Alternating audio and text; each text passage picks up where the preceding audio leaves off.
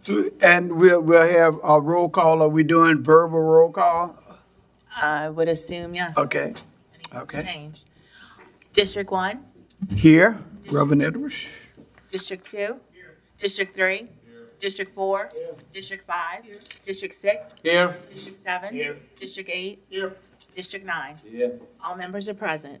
Oh, and we have the prayer by Councilman Champagne, and we'll have the pledge by Councilman Newsom. We take this moment to acknowledge Almighty God and thank Him for our bountiful blessings, especially for the parish's natural resources. We give thanks to God for our brave and courageous men and women in our military who daily risk their lives to protect our precious freedom, and we pray for our world leaders to know how to obtain world peace. We pray that this government body, comprised of both council and administration, will always serve our parish with honesty, humility, and equality to all. And as this government body gathers here today, we pray for the wisdom to know right from wrong and the courage to do that which is right. Amen. Amen. Face the flag. I pledge allegiance to the flag of the United States of America and to the republic for which it stands, one nation, under God, indivisible, with liberty and justice for all. Thank you, Councilman Champagne and Councilman Newsom, for the prayer and the pledge. Next item. 2, executive session pursuant to LRS 4217A2 for the purpose of receiving attorney-client privileged information regarding damages to private property which occurred during construction of a sewer lift station on Oak Grove Lane during the course of the extension of the public sewage system Phase 2 Oakville to Bell Chase Middle School project, which is currently before the council for ratification of litigation. Parish Attorney Rennie Burris, Assistant Parish Attorney Jacques Tozak, Councilmember Edwards. We'll offer to go into executive session. Second, I guess no comments from the audience. Council members? Do we need to do verbal? Yes. District 1, Yes. District 2, Yes. District 3, District 4, District 5, District 6, Yes. District 7, Yes. District 8, and District 9. Yes. Let the record reflect that all members are present. I'm sorry. Or Voted, yes. voting yes. We will now go into executive session at 2:03 PM. 2:12, without any binding thing taking place. Next item on the agenda. Proclamations. Plaquemines Parish Government hereby declares November 15th, 2025 for celebrating the 20th anniversary of the Plaquemines Community Care Center. Councilmember McCarty.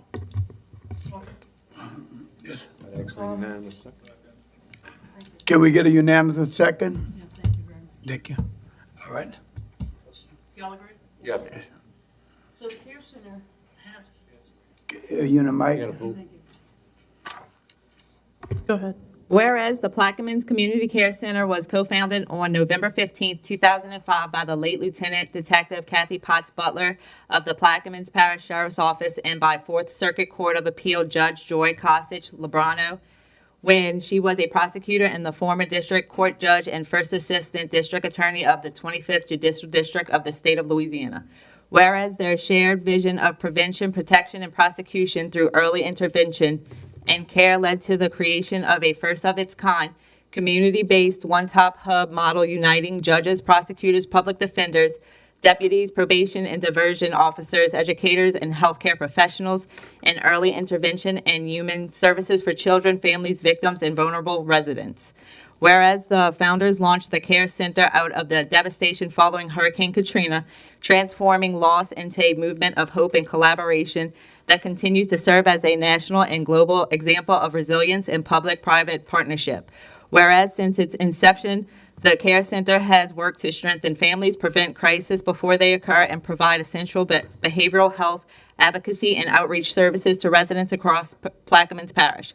Whereas the Care Center's leadership, including Executive Director Julie Olson and the Board of Directors and its Chair Robert Kimbrough, continue to advance this model of coordinated justice and care, ensuring its legacy for the next generation. Whereas the Care Center has championed justice through compassion, coordinating efforts to prevent child abuse, truancy, neglect, trafficking, and other forms of human suffering while supporting education and healthcare systems in pursuit of the common good. Whereas for 20 years, the Care Center has stood as a testament to what is possible when a community unites across disciplines with local governments, schools, courts, offices, and citizens working side by side to build a safer and healthier future. This unified system of care embodies the center's guiding principle of working together, bridging public and private partnerships to strengthen families, protect the vulnerable, and promote the overall health and well-being of the Plaquemines community. Whereas over the past 2 decades, the Care Center has grown into the parish's comprehensive human services agency, coordinating and providing critical services under one umbrella to meet the diverse needs of children, families, and residents. The center integrates prevention, protection, accountability, and care through a network of centers that includes the Parenting Center, Behavioral Health and Wellness Center, Plaquemines Children's Advocacy Center, Substance Abuse Center, Domestic Violence Center, Juvenile and Family Justice Centers, Resource Center, and Developmental Disability Screening Center. Whereas the Care Center's enduring motto, "One child, one family at a time," reflects its mission to store the bonds of family and community through care, accountability, and hope. On behalf of the Care Center, I'd like to thank all the council members for bringing this forward and voting for this proclamation. The Care Center has offered free and scaled behavioral health and family counseling services, as it was mentioned, for 20 years. And it helps a lot of students as well. They're in the school. On this Friday, November 15th, the proclamation that we have signed in a framed copy will be presented to the Attorney General. And there's a judge that's going to be there as well, and all the council members are invited to go. Again, that's Saturday at 5:30. And it's a fundraiser. So if you feel that you can help out in any way, your company, you as an individual, they need to raise funds in order to offer free services to our public. But one other thing I want to mention, with the exemplary service, it has been recognized as a standard that they want to replicate in other parishes and other regions of Louisiana. And I think that is impressive. So with that, I hope that we can get together and take a picture with Ms. Julie Olson, who is the director of the Care Center. Thank you. Any other comments from the audience, administration, or table? We need to vote on the right. I know we've Yeah. roll call vote on. District 1? Yes. District 2? District 4? District 5? Yes. Yes. District 7? Yes. District 8? Yes. District 9? Yes. Let the record reflect that all members voted yes. Before I take question, Julie, you had any comments you'd like to make?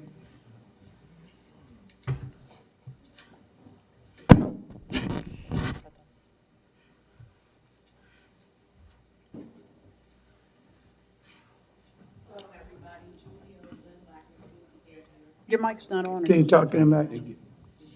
Okay. Julie Olson, Executive Director with the Plaquemines Community Care Center. I just want to thank y'all for not only the proclamation, but also your support over the past 20 years. We've grown from a little tiny agency into one with 14 locations across the parish at this time. Without all of your help, all of the help of the community over the past 20 years, there's no way we could have gotten to where we are today. As Patty mentioned, our celebration is Saturday from 5 to 8 at the Croatian Center. You've all been invited. We would love to have you there to celebrate with us.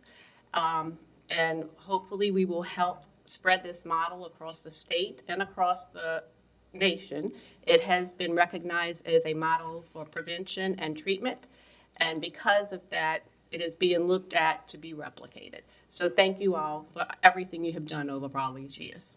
Excellent. Thank you. Thank you, and again, I want to commend you. I remember when Billy Pluckett started the group of all of us who was in Plaquemine Parish. We would meet twice a month, and I didn't want to get involved in it, and it was Judge LeBron told me I needed to be at the table, so I remember the very beginning, and you have done tremendous work. Have you had any other director other than you? I am the fourth director. Okay. So I started 15 years ago Saturday, so I was not there the first 5 years, but looking at the history and all the notes that were taken and board minutes through there, I was very familiar with Benny Puckett, working with them when they were all trying to form it. Yeah. So anyway, thank you for your great work, and we can all come down and take a picture with you. I said, when a judge tell you to do something, you gotta do it.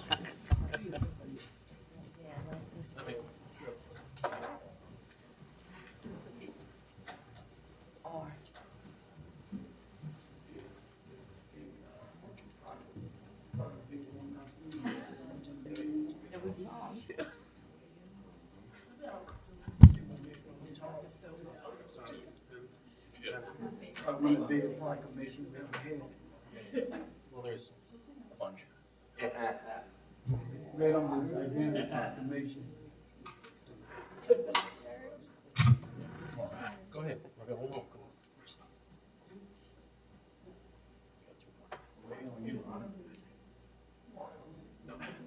on.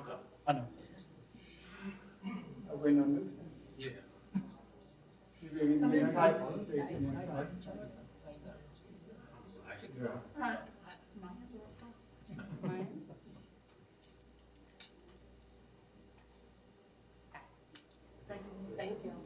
Still owe you a bit. It's getting there. Still owe you a bit.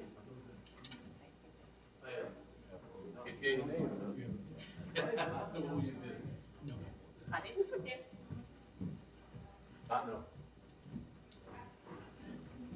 You've seen a bigger proclamation than that since you've been in, you've been here longer than any of us. Oh, okay. When I saw it, I said, what is the biggest proclamation? Well, you know what? Yeah. They're framing them. That's gonna be in the AG's office, things like that. Your name will be ever possible. Next item, 4 administration updates. administration. Oh, Mr. Hinckley, your futures have changed.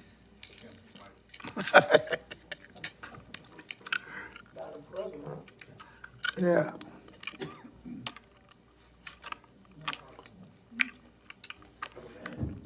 Is yours working? Okay. Hello. Good afternoon, everyone. Good afternoon. The administration updates are as follows. The Diamond Booster Station, maintenance is complete. That was for the VFDs that were put on the booster station. Startup and training was completed on the 10th of November. Marks Lane to Bertrandville cast iron water line replacement bid opening is scheduled for November the 18th. Infomark is stating that the wastewater has continuous maintenance and facility cleanup efforts are being made to improve the wastewater facilities. The Bell Chase water plant has been producing all water for the West Bank down to Venice since August. This plan was tested, then implemented for the saltwater mitigation. The reverse osmosis unit at the Point LaHash water plant is operating daily, although the chloride levels haven't risen above the maximum contaminated limit to where we would have to notify the public. Economic development, the Red Star Yeast Plant Brownfield project remains in phase 2. Key meetings are scheduled with RPC, that's the Regional Planning Commission, and the Brownfield contractor to move the development forward. Small Business Week is scheduled for November the 22nd through the 29th, and it will lead into a special activity at the Christmas Festival. Please contact Director of Economic Development, Kelly DeMarco, for additional details. The Peters Road Extension update, the environmental and navigational surveys, plus the line grade study began in late October and will continue through November, December. Phase 2A, which is the Box Culvert East Bank, updates for bidding. The project is in progress, and an updated construction cost estimate will be completed within the next month And DOTD is hopeful to release the funds in first quarter of 2026. For the Go Pass temporary office, since October the 10th, when it opened, approximately 350 people have visited the temporary office to clean up billing issues. As a reminder, the office is only scheduled to be open, until early January of 2026. We encourage residents to take advantage of in-person service and would appreciate everyone letting the constituents know that the closure date is in January. And that's all that we have. Any questions from the audience? The table? Mr. Schultz? Mr. DeMarco, were you able to find out any information on the digging throughout Belchase with the open holes? And, I mean, it's getting a little ridiculous at this point, how long it's been. Yeah, it has been ridiculous. The plate by Demandry keeps shifting and opening up. There's sand in one hole that I myself almost tripped on. I didn't even know, it was late at night. I was walking along, going to my parents' house and almost tripped. And I mean, we need to do something before somebody gets hurt. We're constantly after the contractors to clean up holes, secure them, put the cones or the tape around them. We're constantly riding up and down. I know the inspectors are, when they're not on a job, they're constantly on them. So we will stay on them. Okay. Mr. Newsom? Thank you, Mr. Mr. Newsom, Hello? you may- Now it's on. Thank you. Thank you, Mr. Chairman. Also, just a reminder, thank you for the update. Reminder, fortified roofs. I know if y'all seen anything on fortified roofs, they do have I know we put out, the administration sent an email out about some meetings we're gonna have throughout the community. If they sent it to all the council members, so if you probably can't forward it. But for the people, for the residents, you can go sign up at, now it's ldi.la.gov. That's where you sign up for the fortified roofs. So, and it's only through November 12th, which started yesterday, through the 19th. So you only have a week to sign up for it. Some people signed up last time. If you got it, great. If you didn't, your name doesn't stay in there. You got to go back and sign up again. So it's ldi.la.gov. And you have a week, November 12th through the 19th, only 1 week.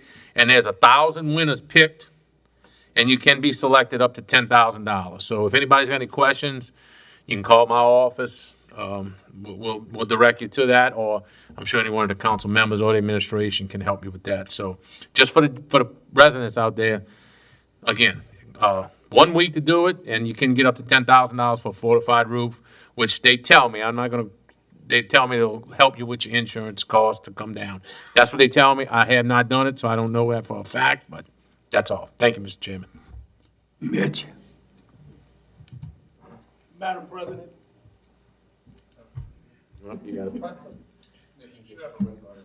Oh, red button. It's green, okay, it's on.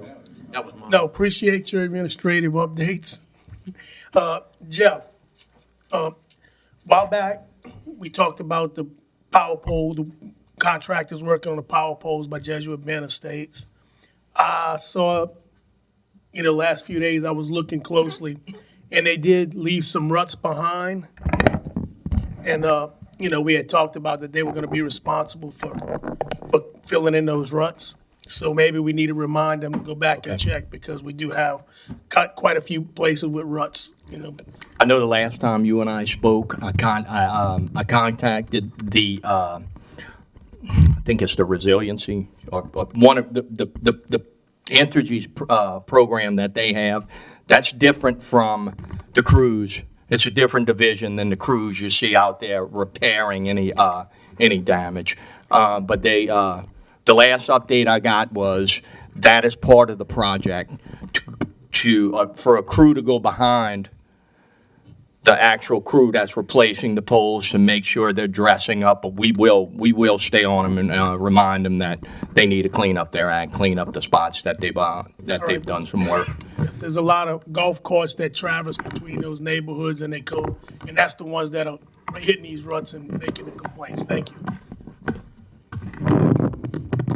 Yeah, Billy, I want to really thank the department for the marvelous work they're doing on cleaning the drainage ditch, and of course, we're getting more call.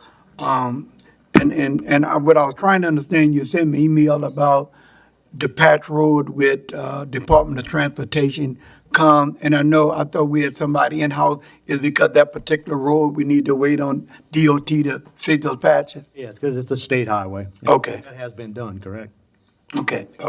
And then, I guess I'll keep with Madam President, since it made you smile. I was trying to understand, you were saying something about water line beginning on December the 18th, and I'm not quite sure what you,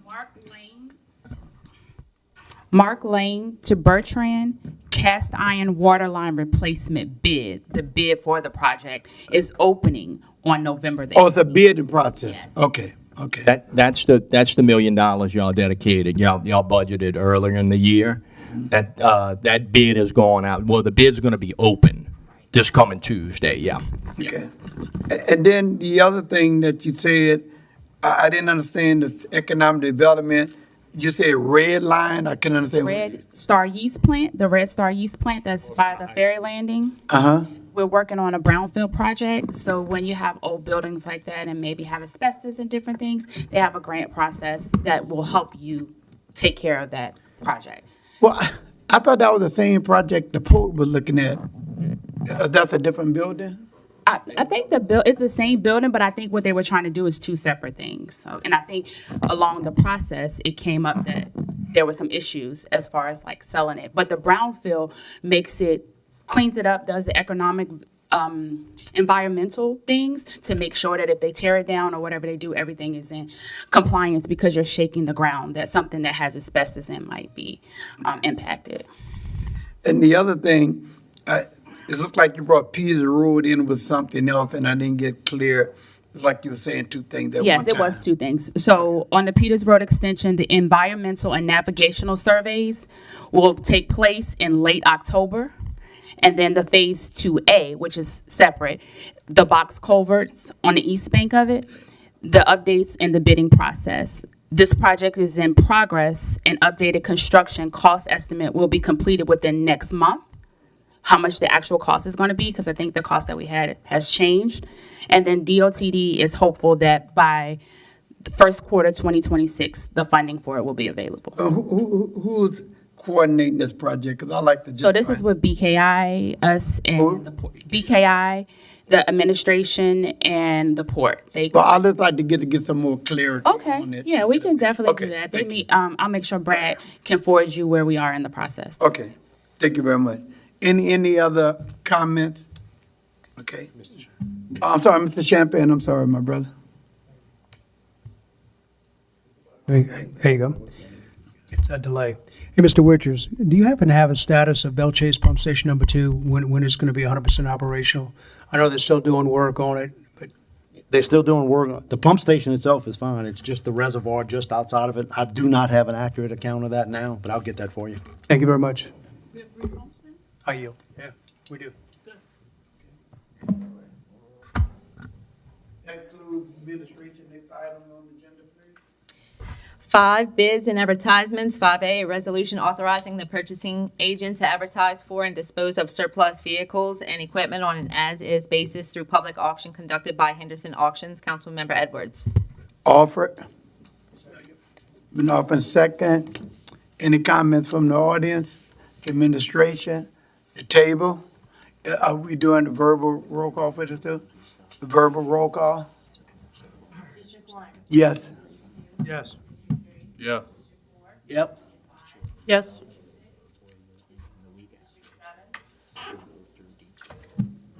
Yes. Yes. Yes. Yes. reflect all members. Okay. B, a resolution authorizing the acceptance of bids for furnishing one or more CCL 150 ambulance or equal for a period of 1 year for parish-wide use. Councilmember Edwards. Offered. Offered and second. Any comments from the audience, the administration, the table, verbal roll call? District 1? Yes. District 2? District 3? Yes. District 4? District 5? District 6? Yes. District 7? Yes. District 8? Yes. District 9? Yes. Let the record reflect all members voted yes. Thank you. Next item, please. 6, beer and liquor licenses. 6A, Captain Larry's 11334 Highway 23, Belchase, Louisiana. The Clubhouse Bar 8133 Highway 23, Belchase, Louisiana. Lucky Ryan 109 Rhodey Lane, Buras, Louisiana. Zydeco's Restaurant 7010 Highway 23, Belchase, Louisiana. Salvo Seafood 7742 Highway 23, Belchase, Louisiana. We Stay Sweets 14740 Highway 23, Belchase, Louisiana. Townview Cafe 7918 Highway 23, Belchase, Louisiana. Philisac 113 Lions Club Lane, Buras, Louisiana. State Oil Fuel Center, Inc., 7124 Highway 23, Belchase, Louisiana. State Oil Fuel Center, Inc., 7124 Highway 23, Belchase, Louisiana. Dave's Beverage, 7690 Highway 23, Belchase, Louisiana. LZ Food Mart, 42991 Highway 23, Venice, Louisiana. Second. Offered and second. Any comments from the audience, administration, table, verbal roll call? District 1? Yes. District 2? District 3? Yes. District 4? Yep. District 5? District 6? Yes. District 7? Yes. District 8? Yes. District 9? Yes. Let the record reflect all members are present voting yes. Next.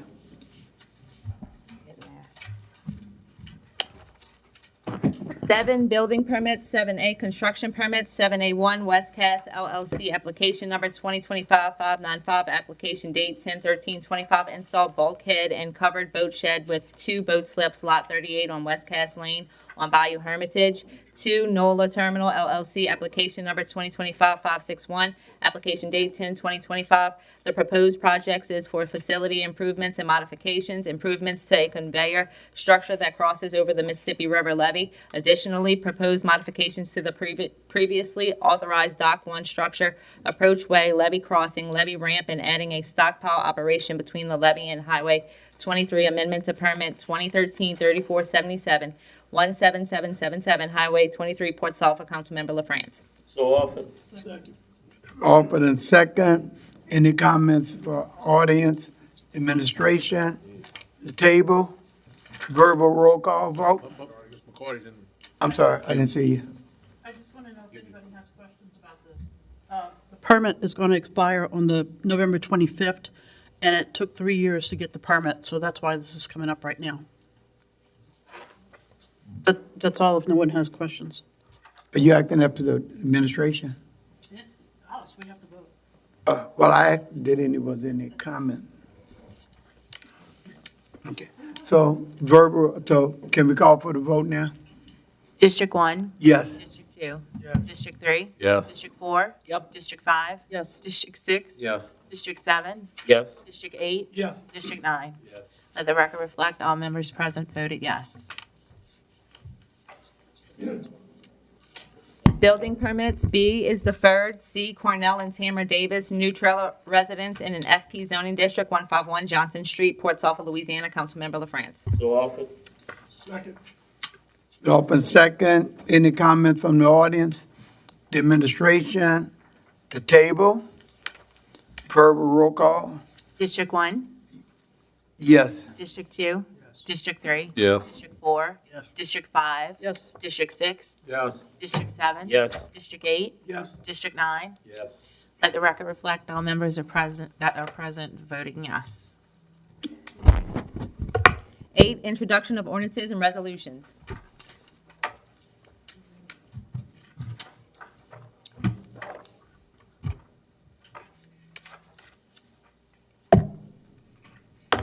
Following are for Councilmember Edwards. A resolution authorizing the parish president to institute litigation and ratify any existing litigation to seek any and all damages and remedies under law associated with the improper placement of a sewer lift station on private property near West Oak Grove Lane during the course of the extension of the public sewage system Phase 2, Oakville to Belchase Middle School project, and otherwise to provide with respect thereto. An ordinance for a temporary easement, servitude, and right-of-way for locating a coastwide reference monitoring system project, monitoring station, and otherwise to provide with respect thereto. An ordinance to amend the 2025 general fund operating expenditure budget, legal services department, and to settle State of Louisiana Coastal Protection and Restoration Authority versus Plaquemines Parish Government, 25th JDC, case number 67-421, Division A, and otherwise to provide with respect thereto. An ordinance to amend the 2025 capital improvements plan, various projects, and otherwise to provide with respect thereto. An ordinance to amend the 2025 operating revenue and expenditure budgets, various funds, various departments, various line items, and otherwise to provide with respect thereto. An ordinance to amend the 2025 revenue and operating expenditure budgets and otherwise to provide with respect thereto. An ordinance to amend the 5-year capital improvement plan, upgrade Dave Vamp Park project, and otherwise to provide with respect thereto. An ordinance to amend the 2025 general fund and road maintenance fund, revenue and operating expenditure budgets, various departments, various line items, and otherwise to provide with respect thereto. A resolution authorizing the parish president to institute litigation and ratify any existing litigation to seek any and all damages and remedies under law associated with the improper placement of the sewer lift station on private property near West Oak Grove Lane and during the course of the extension. Yeah, that's what I thought. That's why I paused. An ordinance to amend the 2025 general fund operating expenditure budget, permits planning and zoning department, and otherwise to provide with respect thereto. A resolution electing the chairperson of the Plaquemines Parish Council for the year 2026 and otherwise to provide with respect thereto. A resolution electing the vice chairperson of the Plaquemines Parish Council for the year 2026 and otherwise to provide with respect thereto. The next few are for Councilmember Champagne. An ordinance to amend and as amended to readopt Section 4 of Ordinance Number 142, the Comprehensive Zoning Ordinance of Plaquemines Parish, Louisiana, as amended, and the Comprehensive Zoning District Map therein adopted by reference and which is paraphrased thereto with reference to application number 2025-594 dated May 14th, 2025. An ordinance to amend and as amended, readopt Section 4 of Ordinance Number 142, Comprehensive Zoning Ordinance of Plaquemines Parish, Louisiana, as amended, and the Comprehensive Zoning District Map therein adopted by reference and which is paraphrased thereto with reference to application number 2025-592 dated May 14th, 2025, and otherwise to provide with respect thereto. An ordinance to amend and as amended readopt Section 4 of Ordinance Number 142, Comprehensive Zoning Ordinance of Plaquemines Parish, Louisiana, as amended, and the Comprehensive Zoning District Map therein adopted by reference and which is paraphrased thereto with reference to application number 2025-590 dated May 14th, 2025, and otherwise to provide with respect thereto. A resolution authorizing the use of Plaquemines Parish Council chambers located at 18055 Highway 15, Point Elahash, Louisiana, and 333 F. Edward A. Bear Boulevard, Building 203, Belchase, Louisiana, for the purpose of conducting Plaquemines Parish Development Board and Plaquemines Parish Board of Adjustment hearings and otherwise to provide with respect thereto. An ordinance to amend and as amended readopt Section 4 of Ordinance Number 142, the Comprehensive Zoning Ordinance of Plaquemines Parish, Louisiana, as amended, and the Comprehensive Zoning District Map therein adopted by reference and which is paraphrased thereto with reference to application number 2025-614 dated September 16th, 2025, and otherwise to provide with respect thereto. An ordinance to amend and as amended to readopt Section 4 of Ordinance Number 142, the Comprehensive Zoning Ordinance of Plaquemines Parish, Louisiana, as amended, and the Comprehensive Zoning District Map therein adopted by reference, and which is paraphrased thereto with reference to application number 2025-615 2025-613 dated September 16th, 2025, and otherwise to provide with respect thereto. The next one is for Councilmember Schultz. A resolution approving the requested variance filed by Mark Becknell to vary the required minimum rear yard setback of 25 feet to 6 feet in a R-1B zoning district on a portion of ground designated as Lot 81, Grand Terre Estates Subdivision, 115 Colony Road, Belchase, Louisiana, Plaquemines Parish, Section 13, Township 14, South, Range 24 East, all in accordance with application number 2025-615, dated September 18th, 2025, and otherwise to provide with respect thereto. An ordinance to amend and as amended readopt, this is under Councilmember Newsom. An ordinance to amend and as amended to readopt Section 4 of Ordinance Number 142, the comprehensive zoning ordinance of the Plaquemines Parish, Louisiana, as amended, in the comprehensive zoning district map, therein adopted by reference, and which is paraphrased thereto, with reference to application number 2025-612, dated September 13th, 2025, and otherwise to provide with respect thereto. The next one is for Councilmember LaFrance, an ordinance to amend and as amended to readopt Section 4 of Ordinance Number 142, the comprehensive zoning ordinance of Plaquemines Parish, Louisiana, as amended, the comprehensive zoning district map therein adopted by reference, and which is paraphrased thereto with reference to application number 2025-611, dated September 12th, 2025, and otherwise to provide with respect thereto. The next two are for Councilmember Jurisic, a resolution expressing the Plaquemines Parish Council's strong and continuing support of a change to bring back the Menhaden current buffer zone to 1/4 mile in certain areas in Louisiana, authorizing and directing the administration to draft a letter in support of said change to be signed by the parish president and council members, and otherwise to provide with respect thereto. An ordinance to amend the 5-year capital improvement plan, upgrade Jesuit Bend Park project, and otherwise to provide with respect thereto. And the last one is for Councilmember Konovich, an ordinance to amend the 5-year capital improvement plan, Purist Water Wastewater System Improvement Project, and otherwise to provide with respect thereto. That's it.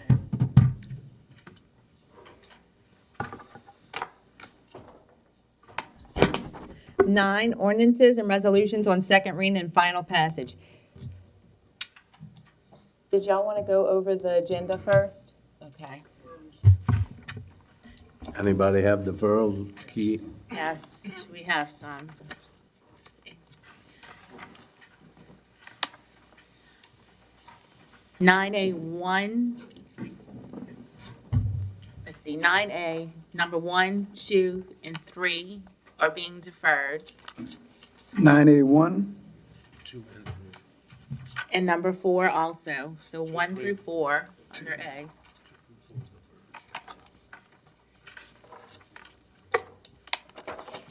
And I believe that may be it. No, I'm sorry, there's more. 9N, I'm sorry, 9O, P, and Q will be deferred. oh, hold on a second. 9O, O, P, and Q. That will be deferred until budget hearings. And that's it. That's all that I have.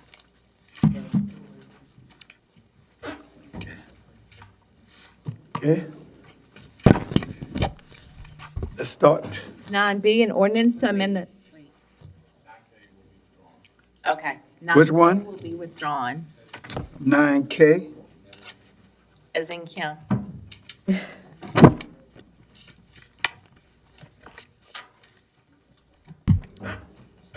9B, B, an ordinance to amend the 2025 general fund, fund balance designations, and otherwise to provide with respect thereto. Councilmember Edwards. Alpert. Alpert a second. Any comments from the audience? The administration, the table, Mr. Schultz? Rennie, should this be withdrawn since we're not doing that at this point and going to take care of everything in budget hearing? 9B? It's up to you. I mean,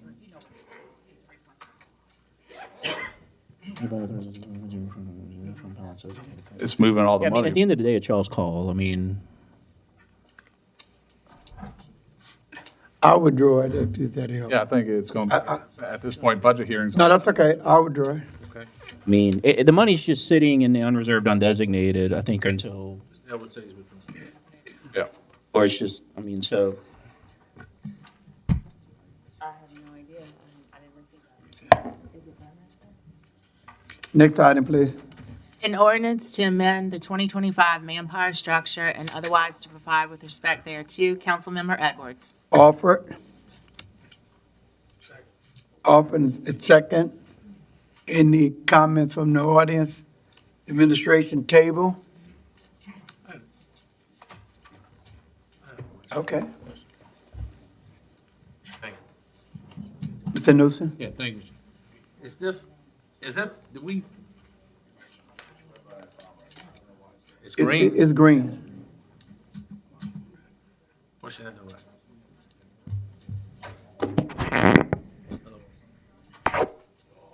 Let me see if I can help you, my brother. Try it now. Thank you, Mr. Chairman. Is this a position that we are keeping through the budget, through the 2026 budget? Is this one, or are we removing this? I know there's a few manpower things that get taken out of the budget. Is this one? I wish Ms. Crystal was here, honestly. I didn't speak to her, but basically, they're deleting one position and creating another position. And Okay. I'm sure it would be reflected in the following budget, or it would be handled at the budget hearings. Is Yeah, I that what wanna- you're asking? If Yeah, I don't want to appropriate a and- position, but And, then yeah, when and the there's budget. always a built-in surplus on personal services anyway. So I think there'll be enough money there, or there'll be an adjustment made at budget hearings. Okay, thank you. Roll call vote? District 1. Yes. District 2. District 3. Yes. District 4. District 5. Yes. District 6. Yes. District 7. Yes. District 8. Yes. District 9.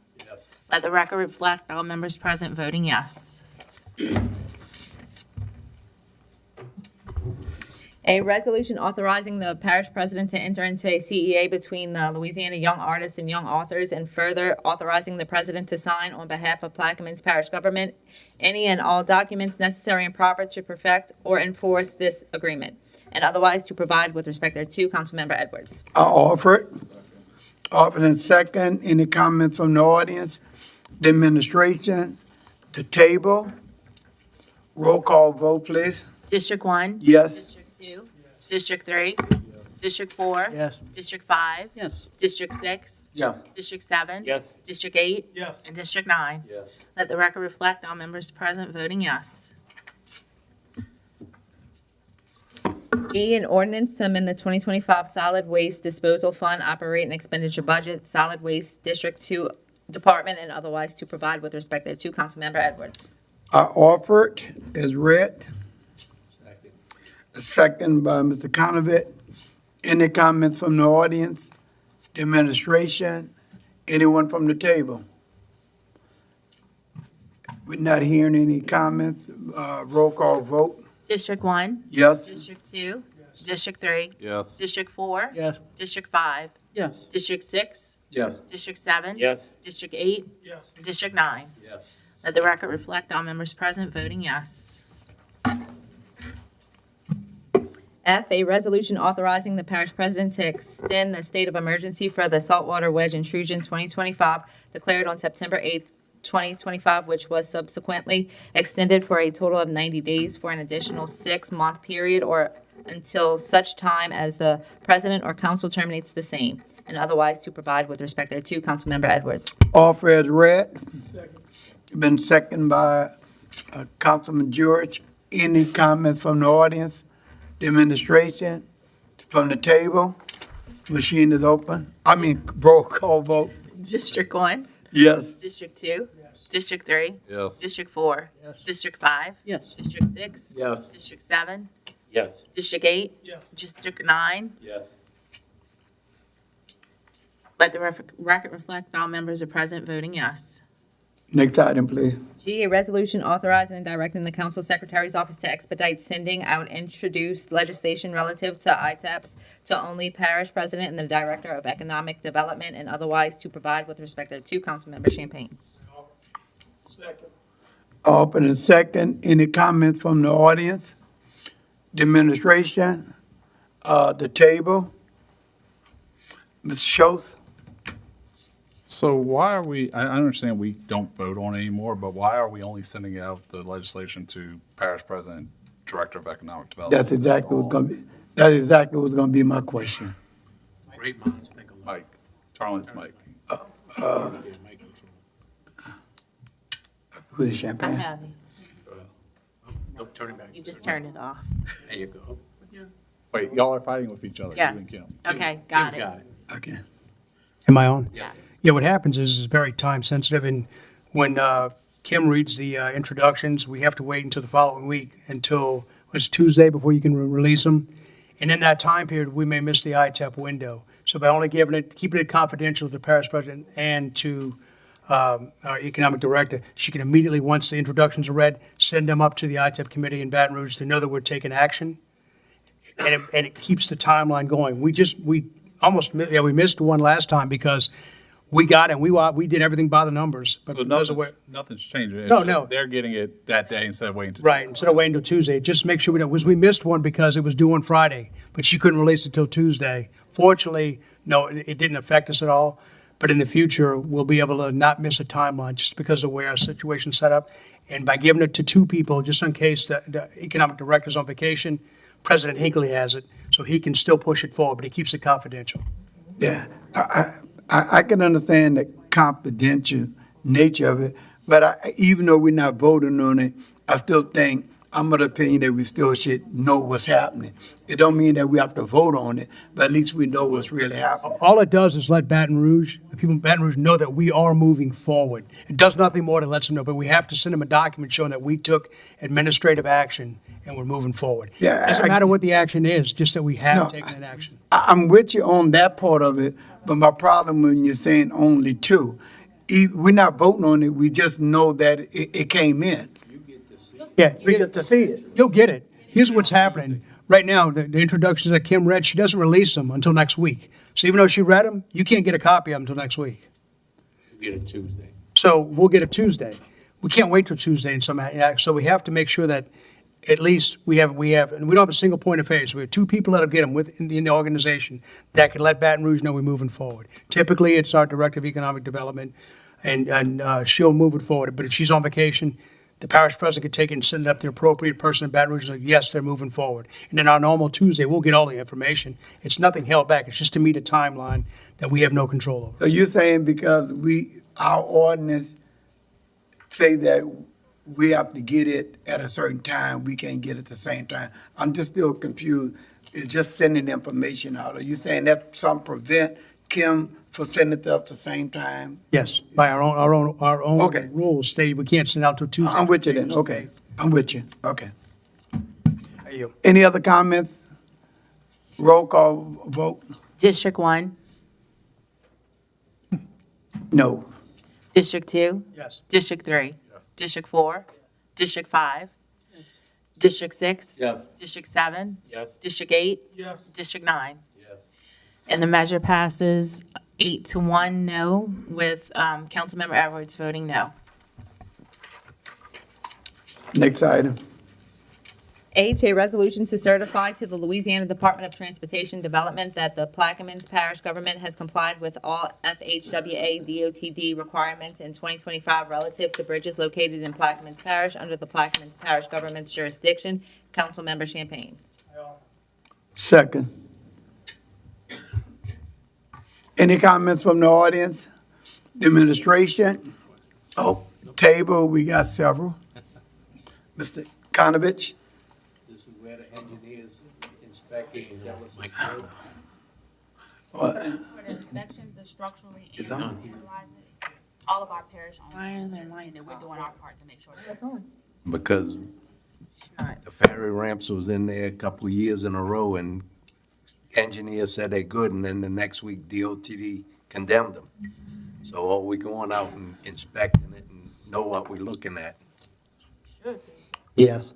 And look, I'll give you the opposite of that is what's happened the last couple of years with a couple bridges on this side. They're being so proactive now that we're getting bridges shut down for a longer period than we would like. Before DOT, we're being so proactive on it that it takes DOTD a while to catch up to come correct those issues. If I may interject, not every bridge is included. There's a list of bridges that we do. It's basically parish bridges. There's certain ones we don't do, like the ferry landings, the parish did not do. That was DOT. There's certain, small bridges, like ones over small canals. They inspect that, take photos, make sure they're structurally sound, and they only make recommendations forward. But they'll send pictures and they'll send a report, and it's up to the DOTD bridge program to decide whether or not they're worthy of an inspection. They've been doing it since 1993. I know, and they came a couple times and the ferries ramps were in it. And Well, this just says all parish-owned and maintained bridges. Yep. there's a bridge. And this is about load capacity primarily, and I think there are other factors at play in other inspections. All right, thank you. Mr. Newsom. I'm in. Thank you. So is this, as Mr. Collins said, is there a report that somebody fills out that we call somebody? Is it a report that's Yes. done? We'll ask Mr. Dugas to submit I did it. I used to do it for the parish back in 93, 94. And there is, you go to classes and you by DOTD and they teach you how to do it. Can- You fill out a report, you take pictures and you submit a report. Yeah, was it a possibility of being forwarded to the council? We'll ask Mr. Dugas to send you all the reports from the prior year, and we'll try to get it on the calendar. And also they got, and it might be just my look, on line 9, is it fill in the blanks here, or has that been filled in? Yeah. Do we have, on? Isn't it the date? Yes. Yeah, Yeah, we'll do that. today's date. It's today's date, okay, thank you. And yeah, just please, thank you. Yeah, I want to go with, Yeah, and this ordinance is certifying that it will be done for the following year. It's not about, you're not certifying inspections that were done in prior years. What this is saying is that you're telling the federal government, we will be doing this next year. When the reports get done, just forward it, thank you. again, Mr. Richard just brought up, because Gravelly Road, and I think that's what you're probably referring to. I sat on the planning and talked about this, and that road been like that a while, so I'm hoping that this can expedite that project. And I'm only saying that because I have people here from the East Bank and want them to understand that this Gravelly Road, we've been in that for a while. And matter of fact, it was my understanding it was supposed to start in 2026. So that's where we at, Billy? Okay. And, I'm sorry, Patty.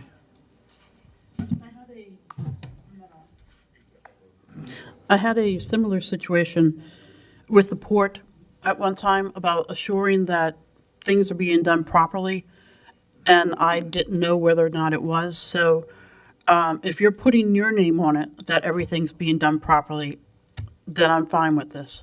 But, where it says all the requirements are being met. I know, with the vote I am, but I want them to assure that everything is done properly. We do interim inspections. DOTD does their own inspections, and then obviously the feds are auditing all of this. So there are multiple layers of review on this stuff. So I don't know what more to tell you. I can assure you that if we weren't complying, I'm sure at some point this would have been picked up in an audit. Okay. Okay, thank you. But if you don't want the money, don't vote for it, because you won't get the money. I think we want the money. Come on, man. Okay, can we have a verbal roll call? That's where we at. Vote. District 1? Yes. District 2? Yes. District 3? Yes. District 4? District 5? Yes. District 6? Yes. District 7? Yes. District 8? Yes. District 9? Yes. Let the record reflect all members are present voting yes. Next item. I, an ordinance to amend the 5-year capital improvement plan, Highway 406, Lighten and Safety Improvements Project, and otherwise to provide with respect thereto. Councilmember Champagne.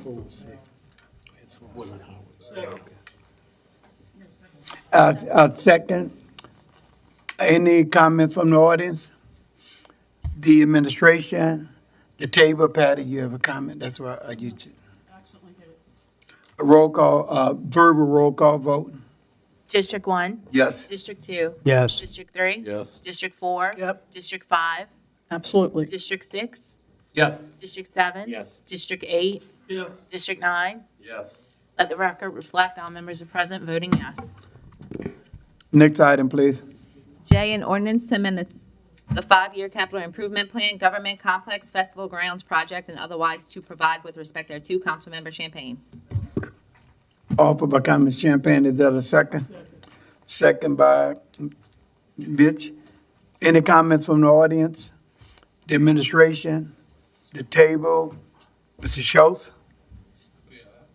I have a couple questions. I mean, I have an issue with us taking from the EOC fund when we don't even have enough in that fund to finish the whole project. I think we have just under $4 million left in that fund. And I think it, at one time, cost was estimated to be 5 to 6 million. I find this as more of a want and not need. And also, we're going straight into budget hearings come Monday. Why not add this as part of budget hearings? I have concrete repairs. I know throughout Belchase, there's concrete repairs that could be done with 150,000. So that's my concern. Thank you. Mr. Newsom? Thank you, Mr. Chairman. You know, and I don't know what's the EOC fund, if that's enough money that we have to do that project. Again, I don't know.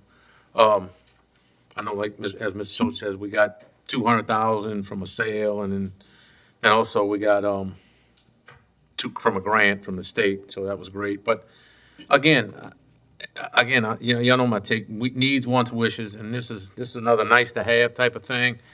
I spoke with Mr. Champagne earlier about this, and I can only think of 3 or 4 events we have back there at the facility. Does this really warrant that money? I don't know. That's all. That'll be my testimony here, and that's it. Thank you. Mr. Champagne? Yes, I spoke to President Hinckley. He asked me to push this forward, and I had the same questions. He feels that there's enough money in the EOC fund to do both. You know, you mentioned there were 3. We had this discussion, and I appreciate that. We had, you know, it's important that we know how the money is being spent, but that is the premier festival ground for us on the northern end of the parish. We know that every one of the festivals we have there, you end up walking in ankle-deep water because there's water everywhere. We don't have a permanent stage.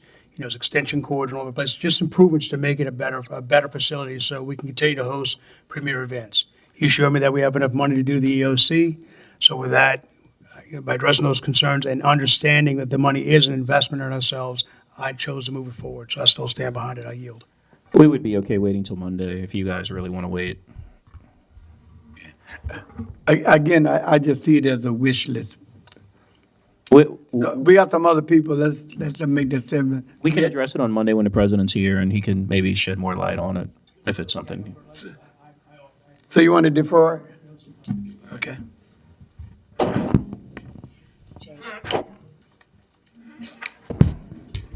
Yeah, defer.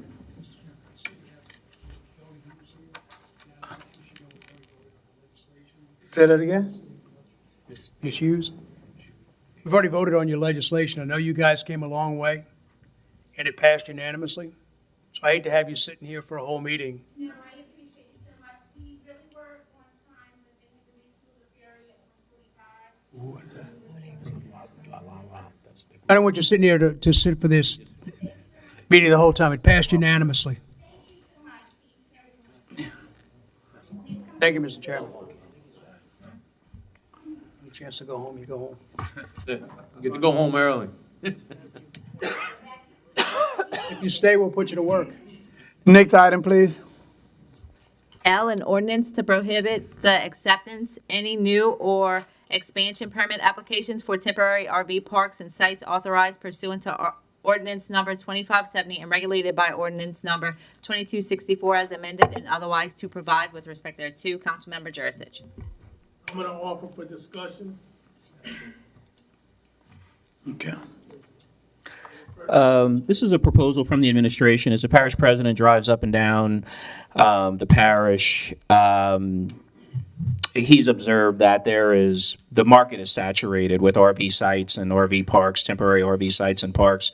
And it's his opinion that there's more than enough supply out there for the demand. It's also our understanding that Venture Global 2.0 is going to be smaller than the initial one. And so even less demand will happen under that expansion of Venture Global. So it's his opinion that anyone who wants to do an RV park should now go through the normal channels. We're not going to we wouldn't shut down any temporary RV parks that are currently in existence.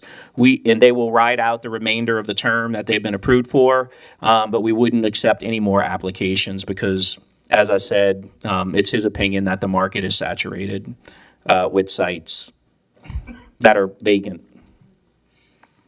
Mr. Schultz? So, yeah, Oh, yeah, let's get the audience first. Any comments from the audience? Okay. Hello, all right. I Mr. good? Schultz? all right, so when we passed, I'm guessing it's 2570 earlier this year, where it renewed the whole temporary need, I think I voted no for it then because at that time it was already saturated. And I feel like if we're going to start restricting them, but then allow the ones that are already open, how is that being fair to everybody? I think the whole temporary versus permanent needs to be solved once and for all. In my opinion, again, I'm only one vote, is temporary needs to go away because we have rules for some, and it just causes more confusion than anything. I yield. That's why I voted no at that point. So I yield. Mr. Newsom? Yeah. And I just want to clarify, we had to extend another 3 years because the original, what the Code of Ordinances says is that we can authorize this emergency need every 3 years. And so the first 3 years was up. And so in earlier this year, if we wanted to give another 3 years, we had to give another 3 years for the ones that were in existence. If we did not do that, then we would have literally dismantled everybody at that point in time. Because we would have said the need was over, and that's what the ordinance would require them to do. So the reason the 3 years was extended is because we still believe there's a need, but we just don't think there's a need for any new ones. And so that's why that was done at that time. I'm sorry, Mr. Newsom. Okay, I'll cue back in. I'll go last. Okay. No problem. Thank you. Mr. Champagne? I believe that market forces should dictate this. You know, if your park is vacant, you're either going to take the risk, or you're going to shut it down. But what I see here is now our friends here on the East Bank don't have an opportunity. So now we have the ferries open, so people who work at VG may want to come on this side. Maybe some folks on this side want to put temporary RV spots, and now it's viable because now we have the Point Lahadge ferry. Well, it's so now, may I finish, please? So they have an opportunity to have temporary RV parks, maybe put a revenue stream here and take advantage of it. Some of us met with Mr. Burt from VG this morning. He told us there was going to be as many as 6,000 employees at the new expansion, and they're looking at potentially starting this within the next 2 years. So if you want to get a piece of that and you're on the East Bank, you really have to start the process now. So it's ready for that. So I think that we're not given the same opportunity here that we have there. So let the market determine that. And if someone is not keeping the park up and it's run down, we have rules in place. We can make them clean it up, shut it down, or etc. That's what we have code enforcement. That's what we did that. I yield. One point of clarification. Mitch? Temporary RV parks are not allowed on the East Bank at all under the existing rules and regulations. They're only allowed from St. Jude south. So currently no one could put a temporary RV park on the East Bank anyway. Once again, temporaries are only allowed from St. Jude south. Well, no, you could change it, but I just wanted to make it known that currently that can't happen under the existing law. Mitch? Yes, Brian, I was going to say the same thing. There is no temporary. I know we can change it. And I'm going to tell you what the reason of this is. Right now, there is no need for new ones. And that's why I was asked to introduce this. But that's why I wanted to open it for discussion. Because just as Mr. Bureau said, down the road's becoming a ghost town. And they're still building. There's still conditional use permits that have been granted that they didn't even begin construction yet. So what I would like to do, I am gonna defer this issue today, but what I would like to do is get a count of everything that St. Jude South is constructed, in construction, and that have got the conditional use permits prior to, this going in place. So we can get a count, and if we find out this, let's say hypothetically, it might not be out the question to have 2,000 to 3,000 spots because it goes all the way to Venice. And what I think we're trying to do is protect people from investing in something. It's gonna become a big fight when it opens back up. If you wind up with another 1,000 sites, it's gonna become a fight. But I agree with you. I don't want to stop anyone from doing anything. This is really kind of a temporary situation till we see that the need comes back. And that's the reason, I introduced this. But if everybody, I got it for discussion, but after discussion, I'm gonna go ahead and defer it, so. Mr. Newsom. Thank you, Mr. Chairman. Yeah, and that's the thing, we talk about RV parks and sites. I'd hate to limit some folks if they're allowed to put, and I know the temporaries is, so parks and sites, there's two different things.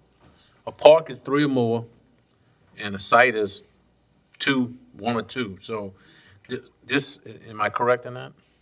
So if you tell me, they got sites in here, so if somebody in an A2 area that's above St. Jude wants to put 2 RVs in a lot, is not if this passes. No, this is only temporary, St. Jude South. I don't see nowhere where it says St. Jude South on here. Temporary spot. That's the only place temporaries are allowed. So it's by No, that's default not- St. Jude South. But you are correct. It does say sites and parks. Now, of course, I think the parish president would be open to an amendment or further discussions on that. I'm but okay, because like I said, the parks affects you guys on my you have to colleague south, so. You have to remember, though, that parks, the administration approves administratively 9 or less. So it is correct that under the normal rules, 3 or more is a park.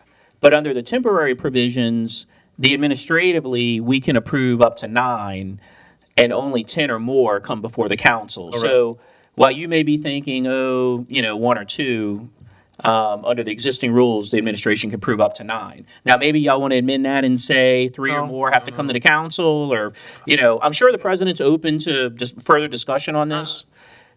Because, in the Jesuit Bend area, you can, if you're listed in A2, you can have 2 RVs in your spot. You are correct. Under And the that's existing- temporary, that's not permanent, that's temporary, so, but you can have 2, so. Correct. The ordinance as written would prohibit a property owner from putting two on a one parcel. Yeah. Okay, thank you. Ms. McCarthy.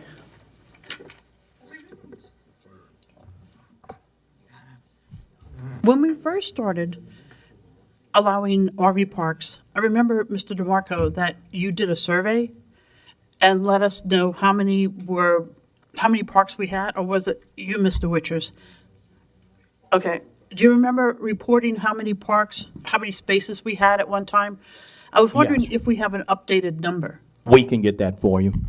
Okay. so with Amitra the- keeps an Excel sheet with a list of Yeah. all that. Okay. I can get that for you. Now, we may need to send our code enforcement out there, our inspectors, to do a new count on full as opposed to empty sites. But we could get you numbers pretty quickly on how many parks out there and how many available sites. Yeah, it'll just be a snapshot because as you know, they come and go. And the RV parks are only required to report to us every 6 months what the current status is of each park, and that's for FEMA purposes. But obviously that number changes, every day depending on who's moving in and who's moving out. But Ms. Amitra does have a total number for parks and sites, total sites that have been approved, both in parks and on individual parcels where people only have 2 or less. So as it stands right now, I understand we have, it appears that we have more sites available than people to actually rent the sites. And what I believe what Mr. Champagne was saying, correct me if I'm wrong, is that you want to continue to keep the market open so that in the future, if the market demands more sites, people can still develop parks. Is that what you're saying? Yeah. Okay. My biggest concern is I'm still not happy with the way that we have decided to close a park. You know, to say you have to pick up all of this out of the ground before you sell the property, and maybe a storm comes along, and then we've got sewage exposed from a septic tank, et cetera. So that's my big caution right now, and that's why I want to know how many sites we have before we vote on something like this. We'll have Mr. Mitra send you a report Thank you. very soon. Yeah. As you know, I have been consistently voting no on this RV stuff because I felt like at the very beginning, you know, it benefits certain people in the parish. And again, I think that's up to a person to decide on whether they want to invest in something and saying it's a ghost now. I went to meet with the new company that's supposed to come to Plaquemine, and it seems like that's going to be a demand. Everybody's not in the same economic situation. I might want to do my stuff now while I can do it and not later. So I'm just really wondering if that is the real reason why we're doing this, you know. So I'm just in favor if you're going to do it, keep it consistent. Now we're being inconsistent, you know, in our position. Mr. Schultz. So, yeah, I get the concern that we have a lot of vacant sites, but the concern of we're trying to protect people, it's actually could hurt people in a couple of years when Phase 3 or the Magnolia Place or whatever comes to build, because they're already behind while all these current temporary sites are already established. So they're going to be able to fill up really quick while, okay, then we have to basically repeal this ordinance. Then they have to file the permit. Then they have to come to us. You're talking about 3, 4, 5 months down the road before they can even start putting infrastructure in the ground, and they're already behind, in theory, their competitor. So again, we have too many rules between permanent, temporary, 10 or more, 9 or less, 2, 3. I'm like I said, this I think just adds to one of the more point of confusion when it comes to RVs. I yield. Mr. LaFrance? Yes, Mr. Schultz, I'm going to agree with you. As you know, in District 7, I have a moratorium for District 7 because presently I believe we have over 1,200. I was bombarded with it. But then I have some of the local people was asking, you know, can you allow to put 2? Yeah, we have a lot of rules, a lot of regulations. I'm confused with it. Because you look on the agenda, I have in my district for a trailer park for 12 additional spots.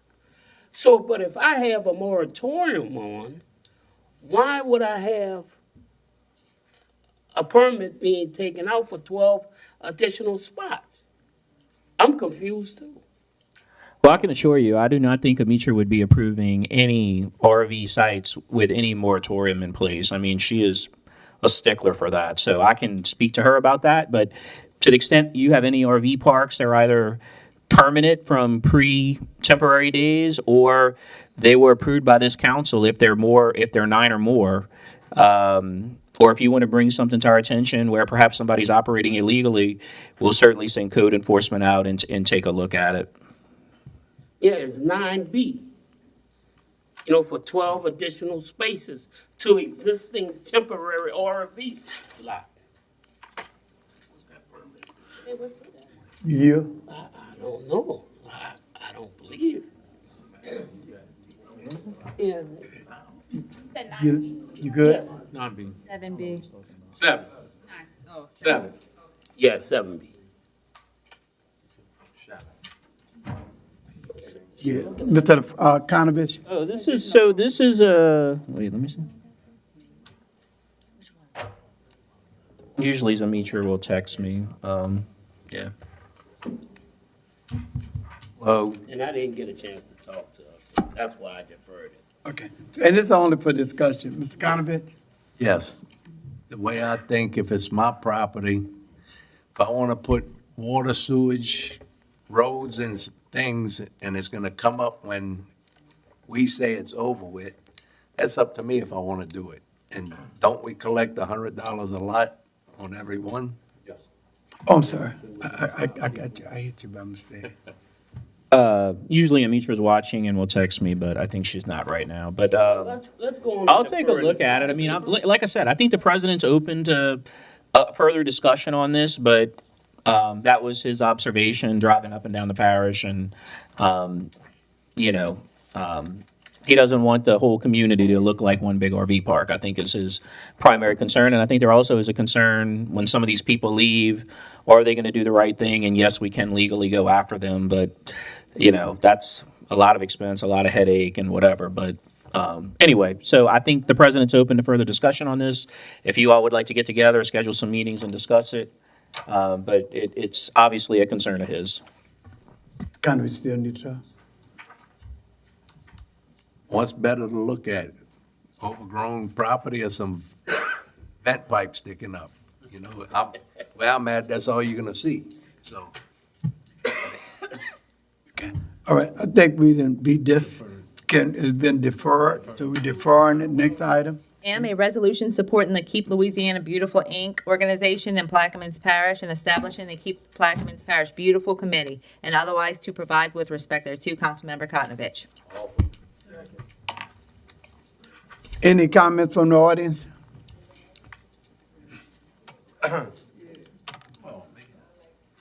Keep Louisiana beautiful. Mr. Brock? Clarence Brock, 156 Enos Campbell Lane. Is this committee going to be into Plaquemine Parish or going to entire Louisiana? Everybody knows. Yeah, I'm sorry. You want to talk? Okay. Can you tell them? It's gonna be for the whole state. We work, but they're gonna have one here in Plaquemines Parish. Okay. The tourism board's putting together a board, working with the lieutenant governor on his Keep Louisiana Beautiful campaign. Okay. Can anybody volunteer? I like to volunteer. Yes, Be sir, on that you board. can. I'll give him your name and. Been voluntold. All right. I'll be glad to volunteer. Thanks. Oh, I'll second volunteer. Good to see you, Mr. Hendry. Haven't seen you in a while. Good to see you guys.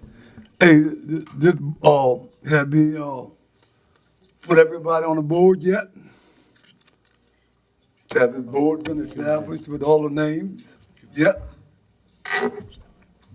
I think I'm stuck on it. Hey, the people gotta know, you know? I didn't go volunteer. It was thrust upon me. Cause this board should have Whoever wants to be on it. All right, Mr. Henry, this is just establishing it, but then it says, and the members and chairperson of the committee shall be appointed, elected by the Plaquemines Parish Council. So they'll have to come back when we add people to it, is according, so at that point, you'll know, but this is correct. This is to start the Yeah, process. that's my point, but make sure everybody's included here.